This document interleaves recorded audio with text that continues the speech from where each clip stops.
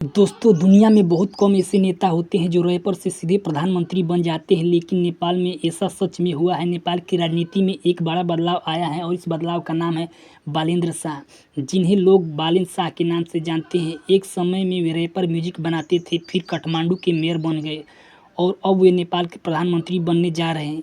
लेकिन सवाल है, आखिर एक रैपर से प्रधानमंत्री बनने तक का उनका सफ़र कैसे तय हुआ? आज की इस वीडियो में हम जानेंगे।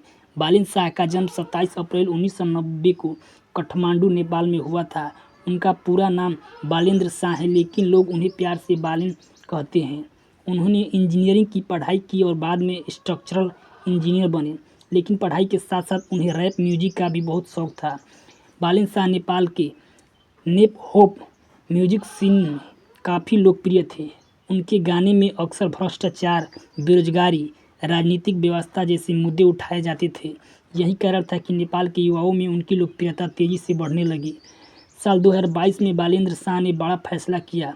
उन्होंने काठमांडू के मेयर का चुनाव लड़ा। सबसे दिलचस्प बात यह थी कि उन्होंने चुनाव स्वतंत्र उम्मीदवार के रूप में लड़ा, लेकिन जनता ने उन्हें भारी समर्थन दिया और काठमांडू के मेयर बन गए। मेयर बनने के बाद बालेन शाह ने कई बड़े कदम उठाए। उन्होंने शहर की सफाई व्यवस्था सुधारी, अवैध निर्माण पर कार्रवाई की, प्रशासन को अधिक पारदर्शी बनाने की कोशिश की। इन फैसलों के कारण उनकी लोकप्रियता और बढ़ती चली गई। 2025 में नेपाल में बड़े पैमाने पर भ्रष्टाचार विरोधी आंदोलन हुए। इन आंदोलन में खासकर युवाओं ने हिस्सा लिया।